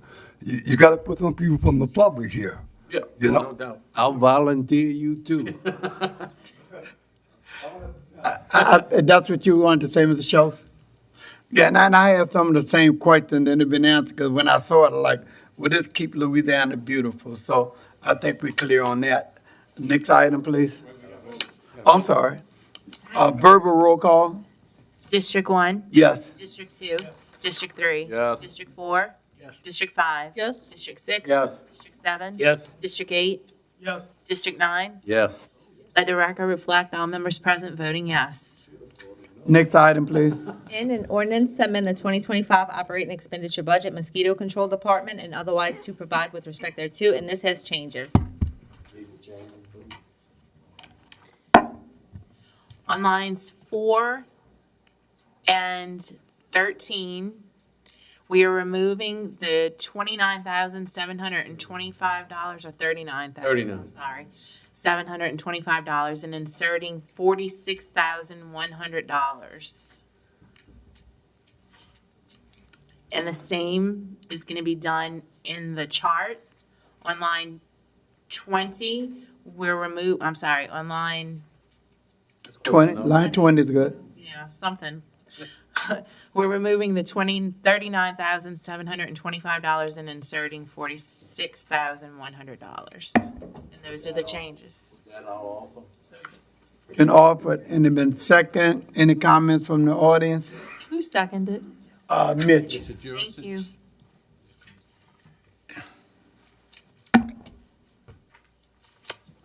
Harris Brox, 156 East Camelland. The question I have is, are they going to use a different type of chemicals? Because if the mosquitoes in Bell Chase, you can imagine what's going to happen to us.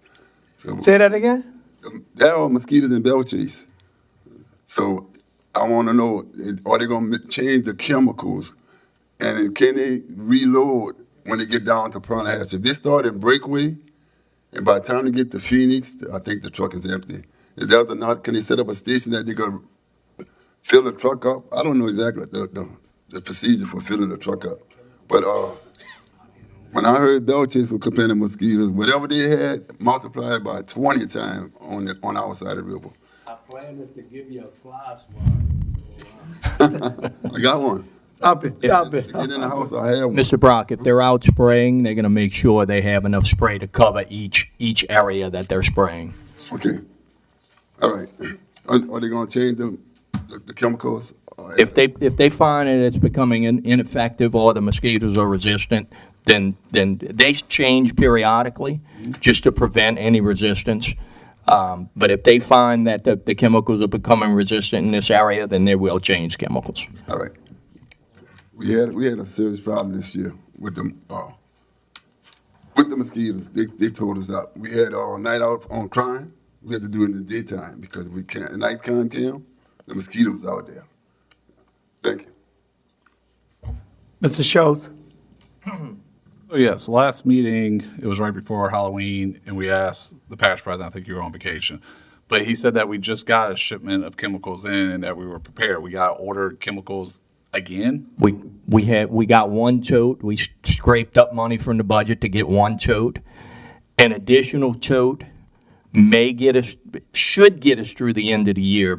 If we get some warm weather and we have an outbreak like we did the last 5 or 6 weeks, two additional totes will definitely get us through the end of the year. One additional may not get us through the end of the year if we have some severe outbreaks like we did the last couple of weeks. All right. Monday, I think we, at the budget hearing, need to have serious discussion on the proposal that you sent out to the council members. I mean, because mosquito control, I'm getting calls every day about it. So are we. So, I yield. Mr. Newsom? Thank you, Mr. Chairman. Yeah, I got some same concerns, but you asked, so the plan is to continue spraying throughout this year, for the rest of this month and in December too, so that's. Yes. This tote will get us, Two more totes will definitely get us through the end of the year. so we use 2 totes in a month and a half? The last time we ordered one tote. Okay. So one, I'm trying to figure this out, and trying to figure I this don't out. want to come back in mid-December and tell y'all we out of chemicals. That's the reason I'm asking for 2. Well, you're not going to be able to because we only got the one. Correct. Yeah. Correct. We could get them in now and guarantee we'll finish the year. And last year, we threw out that spray season. We don't have mosquito seasons here. It's January through December. It's 365. So we don't follow that spray season anymore. Okay, well, okay, and I agree with Mr. Schultz, come Monday, we need to definitely have some discussion about this, and, not this ordinance, about mosquito control in general. Thank you, and I yield. Mr. LaFrance? Yes, I was the person that had mosquito control on the agenda. And a couple of meetings ago, when I asked the question about were we out of chemicals, y'all told us no. But our employees said that we were out. Y'all say we was out. We weren't out. Now I come to the meeting, I see now we have on the agenda for $46,000 to buy more chemicals. So were we ever out or not? No, sir. We were very close, but we never ran out of chemicals. We were stretching them as far as we can, but we never ran out of chemicals. Okay, thank you. Ms. McCarthy? This is on a lighter heart statement, but as you know, I'm trying to get us to evaluate some grass that grows short, has 8-foot roots, and repels mosquitoes 200 yards. So let's hope it works. Okay. Any other discussion? May we have a roll call vote, please? District 1? Yes. District 2? I have a sample. Yes. District 3? Yes. District 4? District 5? Yes. District 6? Yes. District 7? Yes. District 8? Yes. District 9? Yes. Let the record reflect all members present voting yes. The bats live in the grass. Next item, please. R, an ordinance to amend the 2025 general fund operating budget, solid waste fund, and otherwise to provide with respect thereto, and this has changes. Councilmember LaFrance. Read the changes.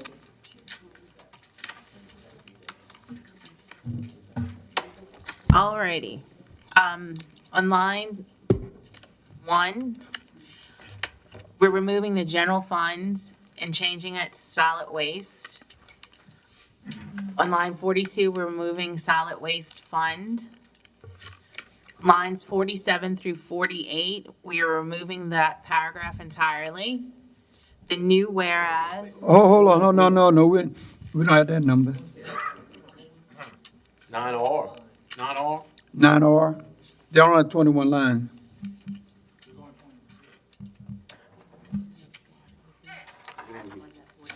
yeah, I know.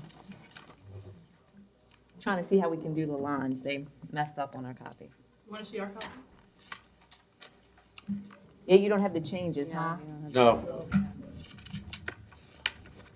You want it? Okay. On line 1, we're removing general fund and inserting solid waste. On line 2, we're removing solid waste fund. On lines 7 and 8, we're removing that paragraph. On line 9, we're inserting, whereas there is a need for a new garbage truck for solid waste District 2.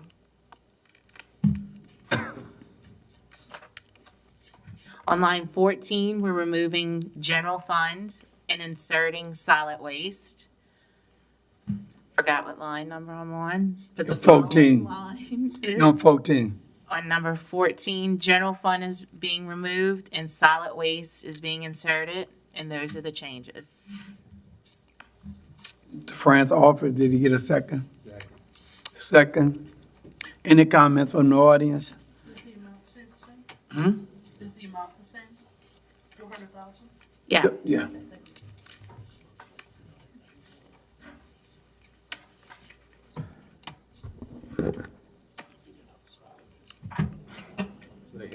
You know, when we get offhanded from Belching, when we get our water bill, they got a reference fee on there.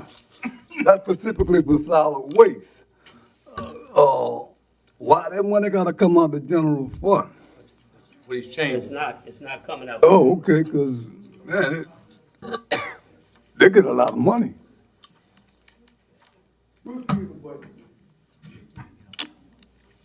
Any other comments from the audience? Mr. Schultz? So I still don't understand why we're doing this when in the capital projects, they still have enough money in the budget. If we pass this, are we even going to order a new truck by year end? And then I think the budget for 2026 has money, 500,000 according to Mr. Champagne right here, has money in there already. So I'm kind of confused. We can go order a truck tomorrow if we wanted to with the current capital project money or capital project money that's still left in there. So to me, we were going to throw money in and then it's going to come right back out during rollover next year. Like, I just don't understand why we're doing this, especially with budget hearings, especially since we can order a truck today and we have budget hearings starting Monday that already has 500,000. I yield. I mean, I agree, we need a new truck, but I just don't understand this ordinance. Mr. Knudsen?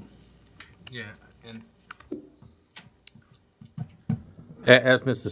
Schultz, Councilman Schultz said, he's correct. There is, in both capital outlay for both District 1 and 2, which can be used to buy trucks, 140,000 and 469,000. So, again, I agree. Like I said, if Mr. wishes, that's his department, desires to buy a truck, he can get on his phone and buy one right now today and use these funds here. So with that, I yield. Thank you. Mr. LaFrance? Yes.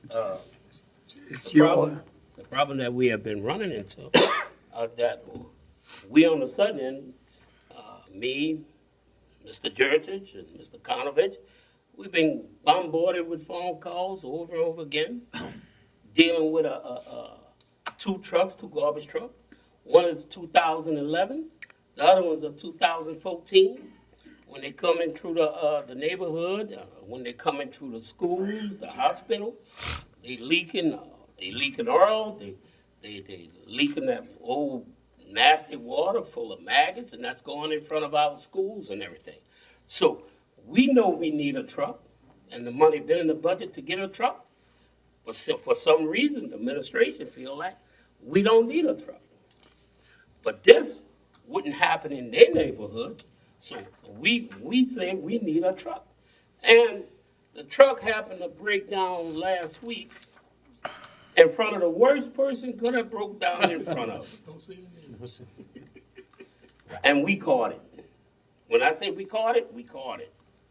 So I put this on the agenda because we need to get a truck. We need to order a truck. We need to get it done. I yield. Mr. Schultz? So I don't disagree with you talking, you, Mr. Cognovich, and Jurisic, and I think Mr. Cognovich had in budget hearings last year added money for the truck. Does this ordinance actually do anything? Because it still doesn't mandate. I mean, look at what happened with Highway 11 money. I mean, we passed that and then it got moved and not even being spent. So we can pass this all we want, but we can't control. I just don't understand what this ordinance does. I get your point, but all we're going to do is add more money to capital project budget, and then nothing's going to happen. Well, I hate to see that the council will get to a point that we have to sue the government, the administration, for mandamus. I don't know, I'm not a lawyer, don't be throwing that word at me, man. Mandamus goes to the DA, and then it goes to court. in the Mr. back. Wishers, you want to explain this on? Yeah. Anybody else? Before I go? No, Mr. Conovich, yes. Did we ever replace the roll-off truck that flipped? You voted for that money Voted earlier for today. Just voted today. And I'll explain the difference between that truck and this truck. That truck is below the $250,000 threshold that establishes you have to go to public bid, advertisement, all of that stuff. This garbage truck, you will not be able to order this garbage truck. I explained to Mr. LaFrance earlier today, when we both got here. Purchasing believes this will not happen in 2025. So regardless of what fund the money comes from, the truck will not be ordered November or December of this year. It will more than likely be January before they can have all of their process completed, all their advertisements done. That's the only issue, and that's the difference between the dollar amounts of these trucks. And another reason, I don't know if it's true or not, but the purchasing office is closed for the rest of the year? Not to my knowledge. That's what I was told. That's why we can't buy a truck today. I never heard that. Are they still getting paid? I never heard that. I'm getting multiple requisitions to approve, so they're not closed. It was told to me that they can't do it because they closed till the rest of the year. I don't think the parish president would allow that to happen. So, are we buying a truck with the money that's there? We will start the process to buy, the process can be started, but if it's not completed within the end of 2025, no, you will not. Because if you move money over and put it in a capital outlay, heavy trucks line item, at the end of 25, that line item's gonna go away. It ain't like it's appropriated and gets to sit there and roll over. So it's gonna have to be a January purchase on this dollar amount truck. The other thing is, we don't believe this $400,000 is the correct amount. The problem is, I'm assuming the superintendent and whoever's calling Mr. LaFrance and Mr. Jurisic and Mr. Koknovich, no one got with purchasing. No one got with me and said, hey, here's all the details. This is the type of truck we need to buy. This is what it is. This is how much it costs. We kind of jumped the shark here. Mr. LaFrance is going out of his way to try to help this situation, but there's a whole lot of the process was skipped over. And that doesn't change the fact on the timing that there's not enough time left between now and the end of December to get the purchasing process put through. I'll meet with purchasing. Purchasing told me no. I'll meet with purchasing tomorrow and try to get a few more details about this. Purchasing does normally shut down purchase orders at the end of the year, and that's got to do with the way budget stuff is handled, and so I don't know that would affect what we're talking about here today, but at least give me an opportunity to talk with purchasing tomorrow, and then we can update you all on Monday. But if you want to pass the ordinance, pass it, or if you want to wait, that's fine too. But I didn't know this would be a hot button issue, so I didn't have any discussions on it. Now, she did ask me to have you defer it, and I don't know how that affects the timing on it. It seems like that would just delay it even longer, but at least I would say defer it. The only thing about this discussion. You a minute. You took yourself out. Okay. There you go. The only thing about this discussion is the money has been sitting in the budget for over a year, and we haven't purchased a truck yet. Yeah, It's been sitting there for a whole year. the that department never wanted that truck until he started talking to you. He purchased several other trucks. He purchased You're other trucks. assuming someone talked to me. That's not correct. You are not correct. Okay. I apologize. I'm gonna tell you who talked to me. The people who called me on the phone, when is this garbage is not being picked up? How come the Zerl is leaking in front of my house? Which happened a week ago, right. This water full of maggots. How come the garbage truck didn't pass? We get this. I'm not the only one that get this. I don't doubt you getting it. I know I'm not getting them, no. I mean, the rest of them was getting it. But last week, I caught it bad. Yeah. I caught it bad.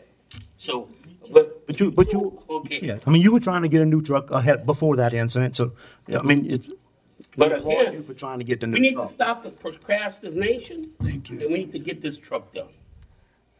Please, get it done. Yeah, give me an opportunity to talk to purchasing tomorrow, and we'll update you all on Monday. And that's all I can say. Once again, I didn't know this was going to be a hot item. It's not hard. Adam. You just need to get done.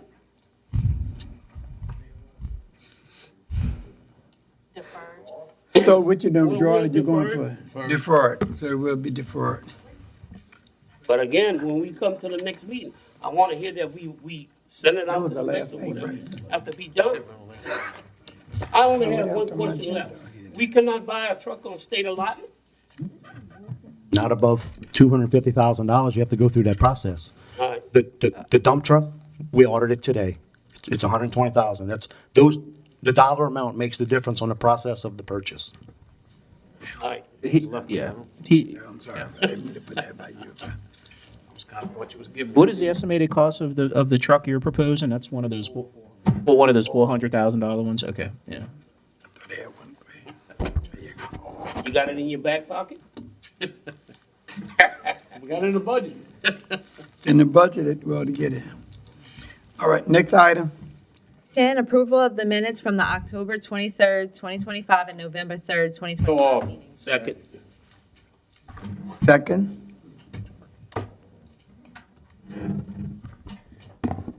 District 1, Yes. District 2, District 3, District 4, District 5, District 6. Yes. District 7, Yes. District 8. District 9. Yes. Let the record reflect all members present voting yes. 11, new business, 11B, District 1 update, Councilmember Edwards. Discussion on water line and elevating homes, discussion on EMS. Yeah, on the water line, I think I've talked to really Jeff, about that. And on the elevation home, I had a chance to have some conversation about how we can get around what I was talking to Rennie about folks who having trailers. What could be done to go beyond that 51% requirements where they have to elevate the trailer? So we've had some conversation that I think is very rewarding, that we're gonna call some community meetings on where we can sort of get some people to get their trailer. Not saying everybody will be, but there's a process in place that can really help get some people back in the trailer without elevating their home. So I want to thank the administration for helping with that. On the EMS, I was hoping we could have some discussion around that because there's some serious issues with ambulance, especially when there's an issue on the West Bank and you're trying to get an ambulance from the East Bank to go over. That kill us because the Mississippi River divider didn't get somebody to come down. The other thing as it relates to EMS, and how do we merge, because at one point after Hurricane Katrina, and I don't know what happened, I wasn't on the council, but it was my understanding that the fire department and EMS was sort of housed in the same place, and there was some kind of relationship between the two. And I think there's a need to make that happen again. But so there's a lot of conversation. At some point, we really have to have some serious discussion, Mr. DeMarco, around that issue, or how can EMS be under the fire department in a way, but I think it's about the line of supervision, who will supervise, who have the choice. It's the superintendent of the fire department or the person that's over the ambulance. Well, I was on the phone with the state examiner for the fire and police civil service this morning for about an hour and a half. I spoke to their general counsel and the head honchos up there, and we'll have that discussion on Monday at budget hearings. About how we can emerge or how About we just what's solving the issue with the ambulance. About potentially having ambulance under fire, what options are available to us, and we can have that discussion then. And the other thing I think had to be discussed is the relationship between the Plaquemine Parish Medical Center and EMS, what that relationship is So about. we had a meeting with Ms. Press, Mr. DeMarco and I, the EMS supervisors, Acadian was in the room, and our medical doctor and their medical doctor. And we are working on a protocol by which we would respond to PMC's emergent patients. So those discussions are ongoing. We're trying to minimize the effect that has on our overall operations. Both doctors are currently reviewing all of the runs we've had from PMC, and we're doing a sampling to see how many were truly emergent versus perhaps other options could have been available. So we're letting that process play itself out for the next month. And we'll have an analysis on that, and hopefully that will improve things for us moving forward on agreed standing operating procedures so that we can minimize the effect it has on our department, our ability to service the whole community. And I think the part that I'm trying to understand is that our medical center can use Acadian, but they're not using Acadian as much as they're using ours, because my understanding because of the billing issue. So that's the thing I'm hoping that in that conversation, that was a part of the conversation. And we also, we did discuss billing. They're aware that our EMS folks are saying that quite a few of those runs have not been reimbursed or paid for, and we are doing an analysis of that, and we will work with Leslie to try to minimize that impact as well. So yes, billing was discussed.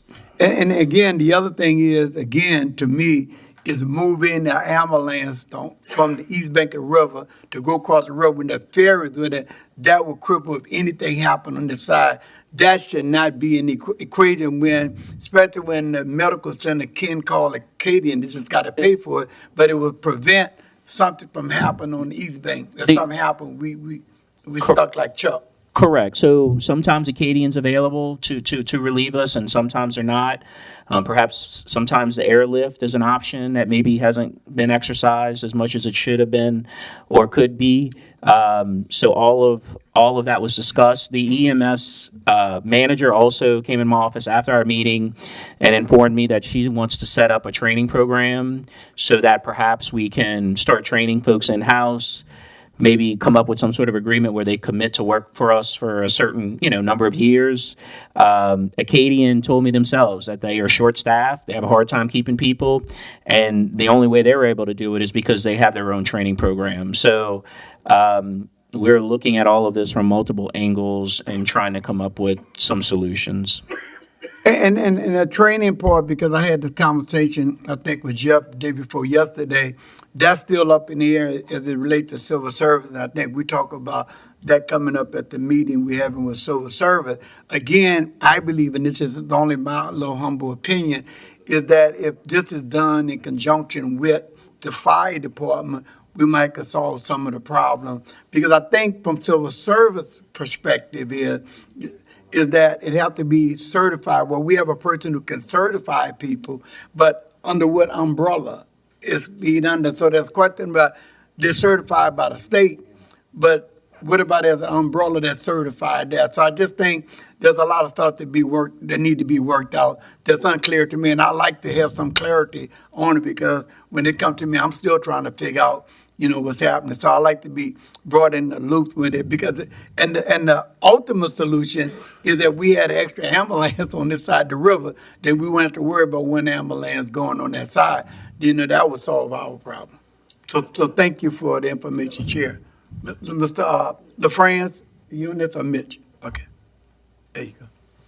Yes, Rev, I know one instance you're talking about, and it was, a pretty serious situation where the ambulance was headed up the road with someone that got chlorine splashed in their face, and a young girl at South Platte High School began to seize. She seized for 11 minutes, but our ambulance was en route north.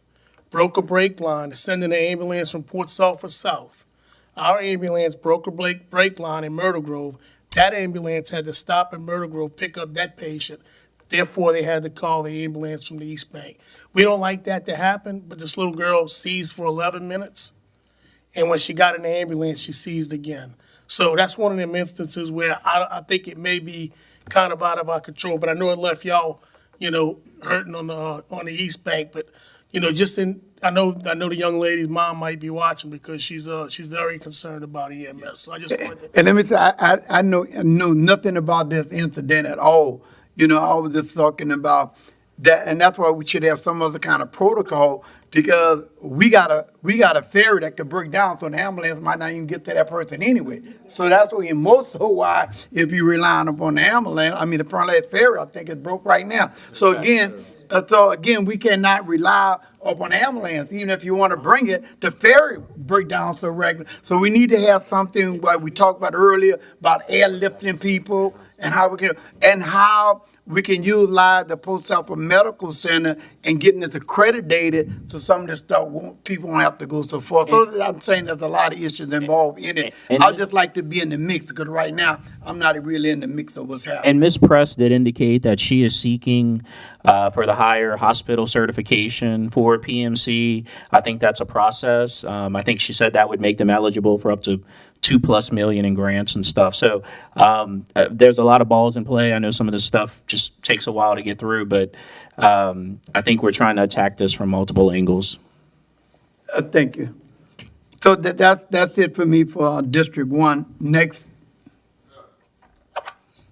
I'm sorry, yes. Yeah, I forgot to open up to the audience, excuse me.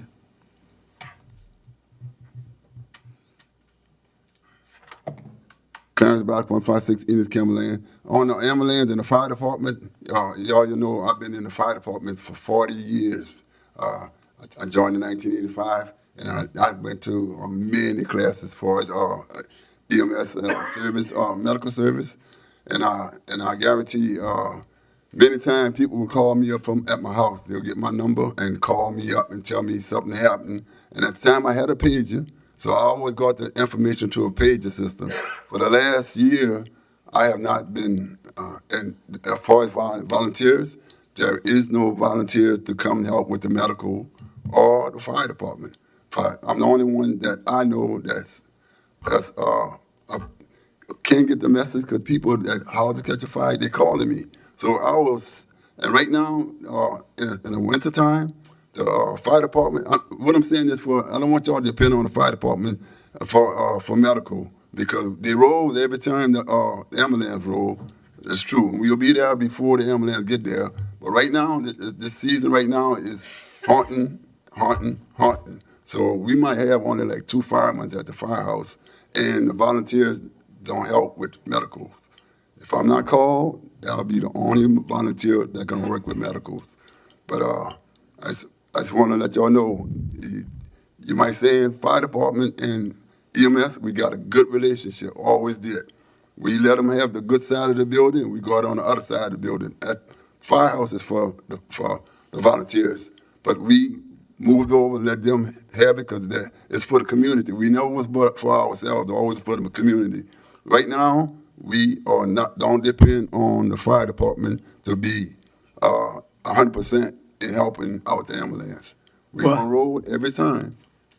Let me just say this. I just think, again, as I said earlier, we have to define that relationship and redefine a relationship because one time it's there, and I just think it's something we got to. I understand that volunteer fire department, parish-wide, is really nowhere near it was many years ago. So we understand that, but it still have to be a better relationship between EMS and fire department based on what we have now, regardless to whether people go hunting, whatever they do. But we still got to get back and define that relationship. We have to define what that relationship is. And it is true, fire oftentimes, more often than not, is first on the scene because there are many more of them and they're spread out much more around the parish. They've been doing good. They're always the first one. That is definitely a fact, yeah. So, but thank you, Mr. Brox. All right. We done District 7. I'm sorry, Mr. LaFrance. Are you good? Are you still want to? No, we want to talk about mosquito control and solid waste some more. Okay. No, we don't beat that enough. We don't beat that enough. Okay, so we good? We can go to District 5? You good? Yes. District 5? District 3, Mr. Schultz. District 3? Oh, did you? Oh, okay, because I don't see it here. Yeah, I got District 7. Okay, man. So now, Ms. Patty? District E? I'm sorry. Can you do your job, sweetheart? I'm sorry. Next item. E, District 5 update on the bridge.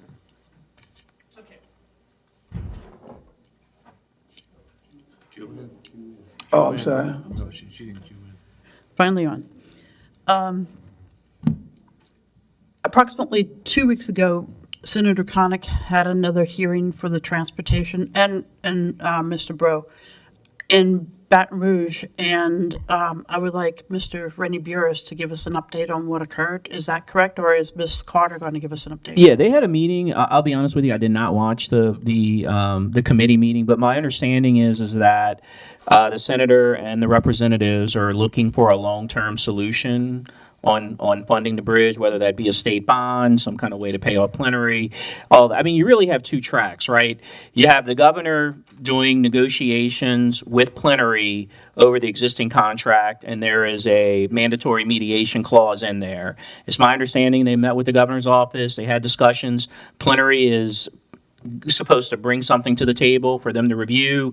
Perhaps there'll be some discussions. If they don't come up with any solutions, then there's a mediation clause where they would go do formal mediation. And then you have, but that's working under the existing confines of that contract, and the way that's been funded.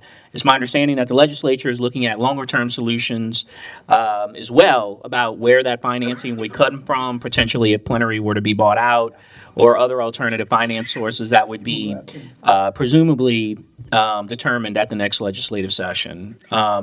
That's my understanding where things are. They're still waiting for plenary to come back. The administration, when I say the administration, I mean the governor's office has indicated to us that they will keep us in the loop and will certainly consult with us on some of that stuff. I'm in contact with some of the lawyers, but that's kind of where things stand, is my understanding. Well, we're gonna let Mr. Connick Plaquemine Parish liaison people to bring us up to date, Mr. Newsom. Yes, Oh, I'm sorry.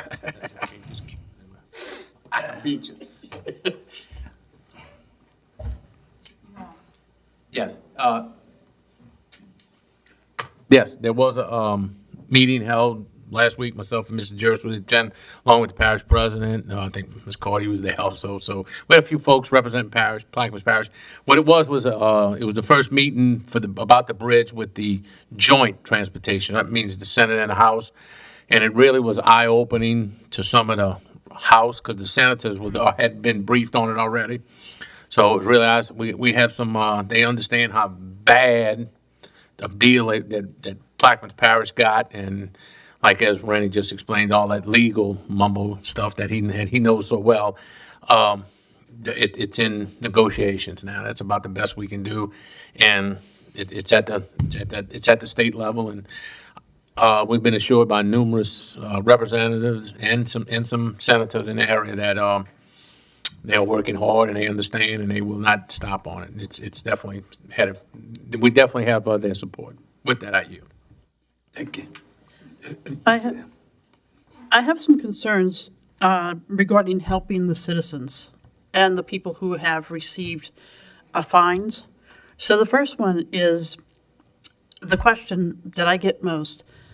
If people have received fines and they continue to grow, GoPass is asking them to pay for the increasing fine.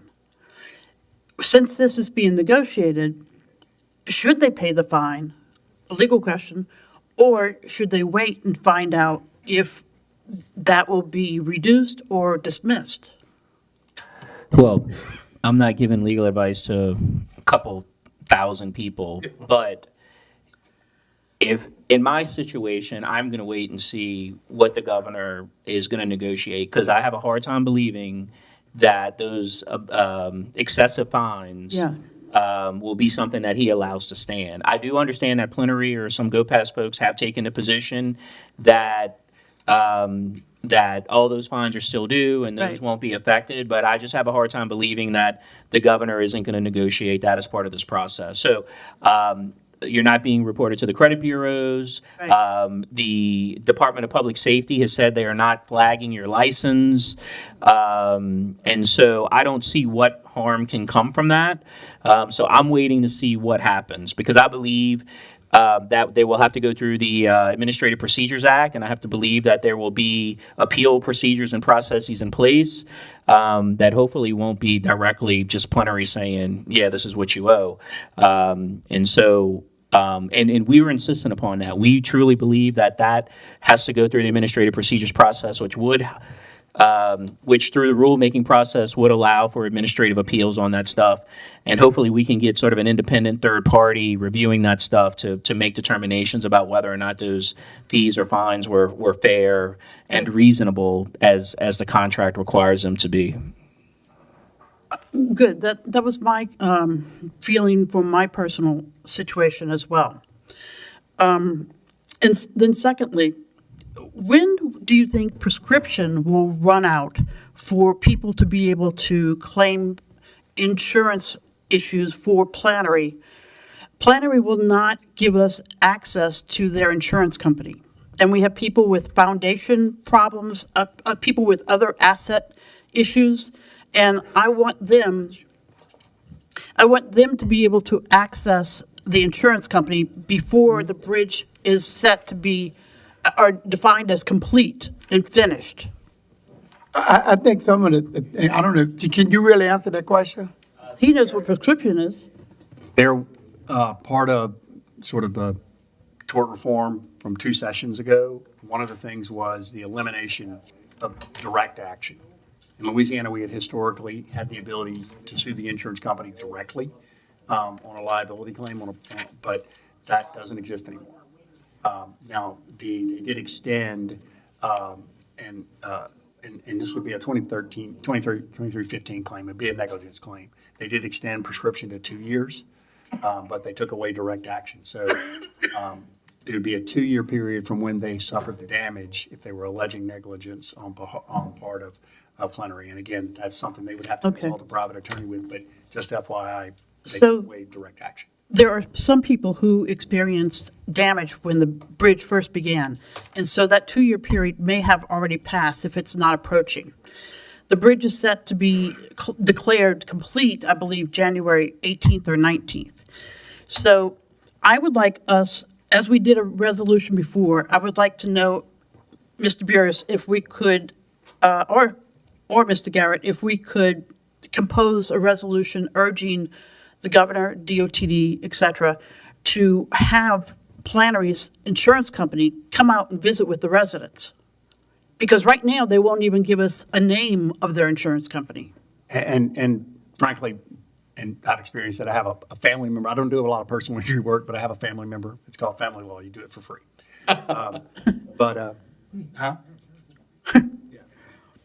And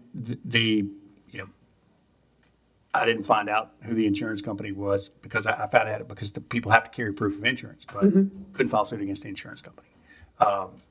Though, and they're not really under an obligation to tell you who their insurance company is. You make a claim against them. The insurance company is actually there to protect them, to pay any claims that they would have. Now, certainly, we could do a resolution urging the governor's office to urge them to reveal that. It's also something to take up with the legislative delegation. There's a session coming up in 26. Okay. I just want to make sure the people are still protected. Thank you very much. I yield. Okay. I think the next item, I'm sorry, Mr. Hendry. Oh, no, Ms. Connick, you want to wait till after Ms. Hendry? Hey, Ms. McCarthy, thank you for taking up with the people here. This a deal the people was always left out. You know, from the very beginning, the people were left out. I agree. Although many people, even on this board, fought. Yeah. Well, I don't know. I beg to differ on some of that. But anyhow, hey, look, listen. I was there before you did it started with that P3 deal. I told them it was a bad deal. I told them that. They didn't want to listen. Now the deal is not, hey, you get your representatives together. We got to fight this deal.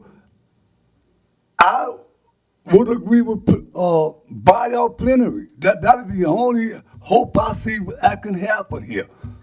But the state claims they don't have any money. But I think there's a deal on the table where you can buy out plenary. You know? There is and there was a long time And ago. I think we should really pursue that deal.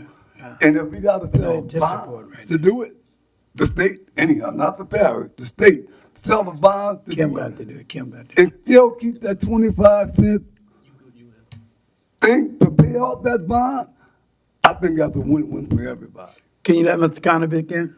He's in. He's in. Has we put Highway 11 out for bid yet?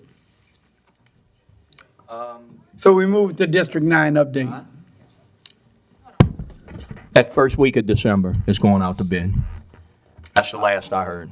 Because I heard it was they were supposed to mail it in by December 13th, so now We moving forward with the bids. thanks. So that complete the District 9 update. Adjournment? Motion. Can I get a motion for adjournment? Second? Do we need to get a roll call vote on this? District 1? Yes. District 2. District 2?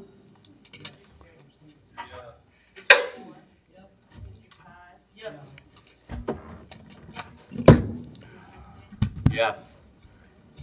District 7? Yes. District 8? Yes. District 9? Yes. Measure, the meeting's adjourned. Meeting adjourned at 4:13 PM.